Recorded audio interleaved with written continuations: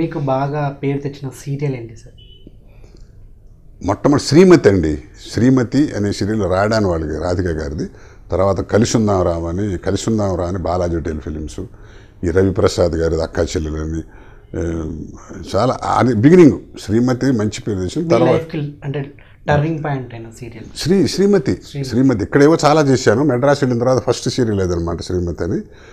G Rajendran అని అసలు నన్ను మద్రాసులో అసలు టీవీలో ఒక స్టార్ని చేసింది ఆయన. ఎట్టానికి గాయత్రి, గంగోత్రి, తర్వాత జనని అని జయసుధ గారి సీరియల్ రాయడాను, హంసావిజను ఒకటేంటి ఎక్సలెంట్ సీరియల్ చేశాం. తర్వాత కలిసిందారా ఒకటి మొన్న మధ్య చేసింది మన గుమ్మడి గోపాలకృష్ణ గారు డైరెక్షన్లో యోగి వేమన, తర్వాత ధర్మవరం సుబ్రహ్మణ్యం డైరెక్షన్లో వశిష్ఠ విశ్వామిత్ర. నేను విశ్వామిత్రుడు చేశాను, చాలా గొప్ప పేరు తెచ్చాను నాకు ఆ సీరియల్.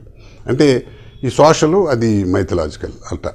ఓకే, ఇండస్ట్రీలో అంటే ఇటు ఫీమేల్ ఆర్టిస్టుల సైడ్ చూసుకుంటే మీకు ఎవరైతే అంటే అపోజిషన్లో భార్యగా చేసిన వాళ్ళు ఫీమేల్ ఆర్టిస్ట్లో మీకు మంచి సాన్నిధ్యం కానివ్వండి, మంచి అభిమానించే వ్యక్తి ఎవరు సార్? అందరూ నా స్థాయి నటులే. నేనేది చిరంజీవిని కాదు, నేనే పవన్ కళ్యాణ్ కాదు. అందరూ నాకు చాలామంది అంత ఇప్పుడు రంగస్థలం మీద మహాతరులు బోర్డు అంతమంది చేశారు. వాళ్ళకి ఒక్కొక్క మన్న ఇప్పుడు న్యాచురల్గా ఎట్లా ఉంటుందంటే రంగస్థలం మీద వాళ్ళ పక్కన నుంచుని యాక్ట్ చేస్తే చాలు అనేటువంటి గొప్ప గొప్ప నటీమణులు ఉన్నారు. వాళ్ళందరి పక్కన ఆ రోజులు వాళ్ళ పక్కన వేయటానికి మేము ఆశపడేవాళ్ళం. అలాగే వాళ్ళు సినిమాలకు రావటం, వాళ్ళతో కలిసి నటించడం టీవీలో. అలాగే నా స్థాయికి నాతో శంకరార్థం నటిస్తే బాగుంటుంది అని ఆడపిల్లలు కానీ మగవాళ్ళు కానీ ఉంటారు కదా కాంబినేషన్లు. అట్లా చక్కగా ఫ్రెండ్లీగా. ఇక్కడ టీవీ రంగానికి ఏంటంటే ఇప్పుడు ఈ మధ్య హీరోలు హీరోయిన్లు స్టార్స్ అని మొదలెట్టారండి. ఇదివరకు ఏముందండి, ఆ సీన్లు డొక్కశుద్ధి ఉన్నవాడు డైలాగ్ చెప్పగలిగిన వాడే హీరో. ఇప్పుడు ఒక ట్రాక్ వెళ్తుంది, ఆ ట్రాక్ 100 ఎపిసోడ్లు నడిచిందంటే 100 ఎపిసోడ్లు నా మెయిన్ క్యారెక్టర్ అనుకుంటే నేను హీరో, ఇంకో దాంట్లో ఒక అమ్మాయి, ఒక దాంట్లో కుర్రాడు. ఇప్పుడేంటో మారిపోయింది ట్రెండ్ అంతా. మార్పు మనం ఏం చేయలేము అనుకోండి. అందుకని ఏంటంటే అందరూ ఎవరు కాంబినేషన్లో చక్కగా మంచి మంచి ఆర్టిస్టులు, స్టేజ్ నటులు మండలి చాలామంది పక్కన యాక్ట్ చేసే ఒక బాగా అవకాశం. నాకన్నా సీనియర్స్ చాలామంది ఉండేవాళ్ళు. విశాఖపట్నం విజయలక్ష్మి గారిని, ఆలపాటి లక్ష్మి గారిని, ఇప్పుడు శివపార్వతి, ఇట్టా ఆవిడ అన్నపూర్ణ, ఇప్పుడు అన్నపూర్ణ అనేవాడు, ఉమ్మగారు అనేవాళ్ళు, ఆవిడ, వీళ్ళందరూ ఎంత స్టేజ్ మీద కాకలు తీరకాలని మాకన్నా సీనియర్స్ అనమాట. అసలు మేము బచ్చాగాళ్ళని వాళ్ళ పక్కన వేయగలమా అని. ఏదో వాళ్ళతో ఈక్వల్గా ఎంత ఆనందం. అట్టాగే వాళ్ళు కూడా మాతో చేయడానికి చాలామంది రంగస్థల నటులు అందరితో చక్కగా హ్యాపీగా ఉండేది. సో మీ అభిమాన నటుడు, నటి ఎవరు సార్? ఎవరు? నేను సినిమాలు చాలా తక్కువ చూస్తాను తప్పుడు, అసలు అబద్ధం ఎందుకు చెప్పాలి, చాలా తక్కువ చూస్తాను. అయితే అందరూ ఏదైనా మాకు అభిమానాలు అవన్నీ బ్లాక్ అండ్ వైట్తోనే అయిపోయాయి. బ్లాక్ అండ్ వైట్లోనే సార్, ఎవరు చెప్పండి? బ్లాక్ అండ్ వైట్ రామారావు గారు, నాగేశ్వరరావు గారు. ఆ మహానటులతో కలిసి నటించిన తర్వాత, అది ఇందాక మీరు అన్నదాన్ని చెప్తున్నాను, వాళ్ళతో నటించడం అనేది అయ్యో. రామారావుతో ఆయన లాస్ట్ శ్రీనాథ్ కవి సారభౌమలో ఆయన కాంబినేషన్ చేశాను. బాపు గారి డైరెక్టరు, బాపు గారి దగ్గరికి వెళ్ళి అడిగాను, రామారావు పక్కన అండి ఆ సినిమాలంటే, సినిమా మొత్తం ఆయనే ఉంటారండి, మీరేం వేషం వేస్తారు అని అంటే, ఆయన అన్న అనమాట, చెల్లాడు తెర మీద ఒక ఫ్రేమ్లో రామారావు గారు పక్కన ఎవడరా అంటే శంకర్రావు అని ఒక్క షాట్ చూపించండి సార్ నాకు చాలు, మహానుభావుడు, ఆయన పక్కన వేసి జన్మధన్యం అవుతుంది. ఏమో మళ్ళీ అప్పటికి నా అదృష్టం దురదృష్టం, ఆయన లాస్ట్ పిక్చర్ అది. సూపర్. అట్లా ఆయనతో 11 రోజులు రామారావు గారితో సెట్లో ఉండడం జరిగింది. ఆయన కాంబినేషన్లో మాకు డైలాగులు తక్కువ, ఆయనే మాట్లాడేవారు అనుకోండి. 11 రోజులు ఆ మహానటుడితో ఇంటరాక్షన్, సరదాగా మాట్లాడటం, వచ్చేయటం ఆయన స్వభావాలు. అది మన అభిమానించే నటులు. అలాగే నాగేశ్వరరావు గారితో సూత్రధారులు, రగులుతున్న భారత్తో అని అల్లాంటి శ్రీధర్ తీశారు ఆ సినిమా. వాళ్ళతో అంతే. మనం చిన్నప్పటి నుంచి అసలు ప్యాంట్ వేసుకోవడం మొదలెట్టి సినిమాలు చూడటం దగ్గర అభిమానించే నటులతో మనం కలిసి చేసాం. అట్లాగే రాజనాల్ గారు, కాంతారావు గారు, పద్మనాభం గారితో 3 సంవత్సరాలు సీరియల్ చేశారు. బాలసుబ్రహ్మణ్యం గారితో 3 సంవత్సరాలు శ్రీమతి సీరియల్, ఆయన నేను కాంబినేషను. అట్టా వాళ్ళందరికీ నాకు మనసుకు నచ్చిన మనుషులందరితో, అది మద్రాసులో ఉండటం వల్ల జరిగింది కొంతాను. టీవీ రంగం నాకు మంచి అవకాశాలు ఇచ్చింది. అది సాటిస్ఫాక్షన్. డబ్బు ఏదో వస్తుండేది, కానీ మనసుకు నచ్చిన పాత్రలు, మనసుకు నచ్చిన కాంబినేషన్లు, ఏదో ఒక అదృష్టం నాకు. Super sir. ఓకే, అదేవిధంగా ప్రజెంట్ ఏం సీరియల్స్ చేస్తున్నారు సార్? ఇప్పుడు అదే ఆర్కా వారిది చేస్తున్నానండి. అది నా పేరే మీనాక్షి అని. మొన్నటిదాకా సావిత్రి అనేవాడు, అది కూడా వస్తుంది, అది టెలికాస్ట్ అవుతుంది. వెబ్ సిరీస్ 2 ఏమైనా వస్తుంది. అదే ఇప్పుడు వస్తున్న, అంటే మీరు ఇంతకుముందు అన్నారు ఫేవరెట్ హీరో పేరు చెప్పమంటేనే అప్పట్లో రామారావు గారు, ఎన్టీ రామారావు గారు. సో ఇప్పుడు వస్తున్న సినిమాలు ఇంతకుముందు సినిమాల గురించి మీ అభిప్రాయం ఏంటి సార్? ఇది మార్పు అనేది సహజం సార్. ఇప్పుడు ఎందుకంటే అది పాతదే అనకూడదు. అందుకని ఇప్పుడు ఇవాళ తీసేవన్నీ చండాలం, పాతవి గొప్పవి అని కూడా అనకూడదు. ఏదో సంస్కృత శ్లోకం నాగేశ్వరరావు ఇప్పుడు స్టేజ్ మీద చెబుతుంటాడు. అలాగా మార్పు అనేది సహజం. కాకపోతే చేస్తున్నది ఏంటంటే పాత దాంట్లో ఉన్నటువంటి మంచిని విస్మరిస్తున్నారు. అది మార్పు రాకుండా ఎట్లా ఉంటుంది, మారుతుంది. కానీ పాతదే మంచిది, కొత్తదంతా చండాలం అనకూడదు. కాబట్టి మేమే బాగా తీస్తున్నాం, పాతది అట్లా ఎప్పుడు అనకూడదు. పాత దాంట్లో రత్నాలు. అసలు మెయిన్ ఏంటంటే అసలు పాత దాంట్లో కథ, తర్వాత హీరో. ఇప్పుడు ఏంటంటే ట్రెండ్ అంతా మారిపోయింది. అంతా ఈ యంగ్ జనరేషన్లో ఆలోచన అసలు తేడా వచ్చేసి హీరో హీరోయిన్స్, ఈ పాటలు, డ్యాన్సులు, ఇవన్నీ వీటి మీద ఫోకస్ మారిపోయింది. ఈ తప్ప అంటే దానికి సమాధానం లేదు. కానీ శృతిమించకుండా ఉన్నంతవరకు ఏదైనా పర్వాలేదు. ఓకే, ఇప్పుడున్న సోషల్ మీడియా, ఎలక్ట్రానిక్ మీడియా గురించి మీ అభిప్రాయం ఏంటి? ఒకప్పుడు ఇవన్నీ లేవు సార్. మీరు ఒక గత 15-20 సంవత్సరాలు అంటే మీరు నాటక రంగంలో ఉన్నప్పుడు ఇంత చెడుని ఎంత బ్రహ్మాండంగా బయటికి జనానికి తెలిసి ప్రజల్ని అవేర్నెస్ తెస్తున్నారో దుర్మార్గం గురించి, మంచి గురించి చెప్పాల్సింది చెప్పట్లేదో నా భావం. చెడుని ఎట్టాగైతే దాన్ని కడిగి ఆరేస్తున్నారు, అట్టాగే ఒక మంచి చిన్న నటుడు, నేను నటుడిని కాబట్టి చెప్పుకుంటున్నా, ఓ చిన్న నటుడు, ఓ చిన్న సీరియల్, ఓ చిన్న నాటకం వేస్తారంటే పెద్దవాళ్ళ గురించి ఎట్టాగో రాస్తారు మీరు.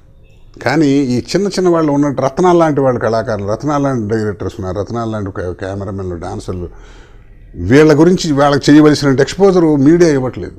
ఎందుకంటే నేను వెళ్ళి ఇంటర్వ్యూ ఇచ్చే స్తోమత నాకు లేకపోవచ్చు, కానీ వాడు ఎవడున్నాడు అనేది దుర్మార్గాన్ని ఎట్టయితే పట్టుకుని చీల్చి చెండాడుతున్నారు. ఆ స్థాయిలో మంచికి, టాలెంట్కి ఎక్స్పోజర్ లేదని నా భావం. మీ లైఫ్లో మీకు బాగా గుర్తుండిపోయిన మెమరబుల్ మూమెంట్స్ ఒక 2 చెప్పండి సార్. ఏంటంటే 2 ఉద్యోగం రావడం, పెళ్లి చేసుకోవటం, ఆ 2 కామన్గా అందరి లైఫ్లో పెళ్లి అనేది కామన్ అంటే అసలు అది ముఖ్యం జీవితంలో. కామన్ ఉంటుంది అసలు అది.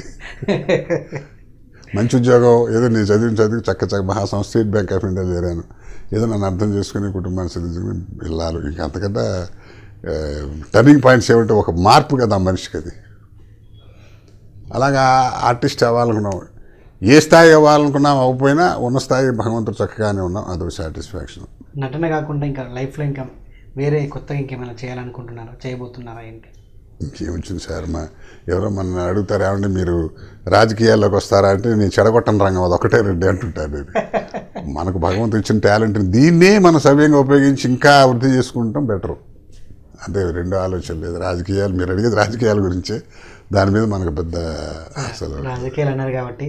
సో ప్రజెంట్ ఇండస్ట్రీ నుంచి కూడా ఒక పర్సన్ ఇప్పుడు ఒక పార్టీ అనేది స్థాపించి నెక్స్ట్ సీఎంగా కూడా పోటీ చేయబోతున్నారు పవన్ కళ్యాణ్ గారు. సో వారి గురించి మీ అభిప్రాయం ఏంటి సార్? అవుతారేమో, ఇప్పుడు ఏది జరగదు ఇప్పుడు ప్రపంచంలో. పవన్ కళ్యాణ్ గురించి మీ అభిప్రాయం ఏంటి సార్? అండి, ఒక్కొక్క నటు, మన సినిమా నటులు కొంతమంది ఉన్నారు, వాళ్ళు ఊరికే అసలు రాజకీయానికి ఏ మాత్రం సంబంధం లేకుండా హాయిగా నాటకాలు వేసుకుంటూ సినిమాలు చేస్తుంటే 25-30 ఏళ్ళు అయ్యేటప్పటికి వాళ్ళు పిలుచుకెళ్ళి ఎమ్మెల్యేలను చేశారు, మినిస్టర్లు చేశారు. అది ఊహించే వచ్చింది కాదు. ఆ టర్నింగ్ పాయింట్ వాళ్ళ జాతకంలో అది రాసి పెట్టుంటే అట్లా జరుగుతుంది. ఇప్పటి వరకు మీరు అదే లేదండి, అసలు నేను బాధపడవలసినటువంటిది ఏం లేదు, పశ్చాత్తాపం తప్పు అరే అట్లా చేసామేంటి పొరపాటు అనుకున్నాను, కానీ అసలు గుండెలు పగలగొట్టుకునే పశ్చాత్తాపం లేదు.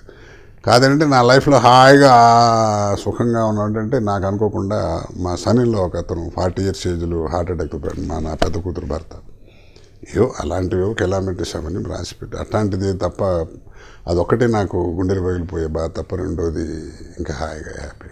అండ్ ఇంకోటి సార్, ఇండస్ట్రీలో ముఖ్యంగా ఆర్టిస్టులు హార్ట్ అటాక్తో, క్యాన్సర్తోనే చనిపోతుంటారు, ఎక్కువ అవే జరుగుతుంటాయి. అంటే ఎక్కువ తెలుస్తుంది మీకు, ఇండస్ట్రీలో పోయిన వాళ్ళకి తెలుస్తుంది. జనరల్గా అది వాళ్ళకి ఈ కాలమాన పరిస్థితులు, తిండి తిప్పలు అన్ని రంగాల్లో జరుగుతుంది లేండి, ఆ టెన్షన్లతో జరుగుతుంది. సినిమా ఇందాక మనం అనుకున్నట్టు ఎక్స్పోజర్ తెలుస్తుంది కాబట్టి, చిన్నవాడైనా పెద్దవాడైనా జనానికి ఏదో 4 సినిమాలు వేసిన వాడైనా వాడి పేరు కాబట్టి మిగతా వాళ్ళు అయితే సామాన్యులు తెలియదు కదా, వీళ్ళు తెలుస్తారు కానీ మనకు తెలుస్తుంది. అంత ఏది మనం రూపాయి ఖర్చు పెట్టి 10 రూపాయలు తింటున్నాం అంతే, అంత పొల్యూషనే కదా, అవన్నీ చండాలం. మీ జీవితంలో మీ ఇన్స్పిరేషనల్ పర్సన్ ఎవరు సార్? ఇన్స్పిరేషనల్ పర్సన్ మీ జీవితంలో మీకు? నాటక రంగంలో నాకు మొట్టమొదటి పరిచయం చేసి నన్ను రంగస్థలం మీద పనికొస్తామని నిరూపించిన వాడు మా పెద్దన్న గారు. తర్వాత నేను నాటకంలో నా వాయిస్ బాగుంటుంది, చక్కగా రేడియోకి రాను ఎందుకు రేడియో డైరెక్టర్ ఒక ఆయన ఆల్ ఇండియా రేడియో డైరెక్టర్ గారు శ్రీనివాసన్ గారు వాళ్ళు ఆ పెద్ద నేనేంటంటే నాటకంలో నేను ఎంత నటుండి వెండి తెరలు చించేశానని కానీ నేను గొప్ప వాళ్ళతో పనిచేశాను.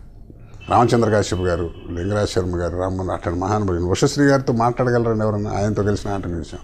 అంటే ఇంద్రగంటి శ్రీకాంత్ శర్మ గారు అంటే మన మోహన్ కృష్ణ గారి ఫాదర్, డైరెక్టర్ మోహన్ కృష్ణ గారి ఫాదర్, వాళ్ళ తాతగారు హనుమత్ శాస్త్రి గారు పెద్ద బ్రేత పండితులు.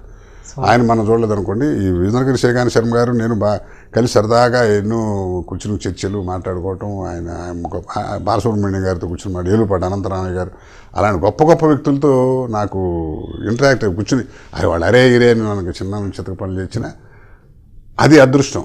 దాంతో బ్రహ్మాండంగా వాళ్ళు నన్ను బాగా ప్రతిభావం చేశారు. తర్వాత నేను ఒక నాటకాలు పిల్లలు వేస్తుండే నాటకాలు కూడా అవి వేస్తుండేవాళ్ళం.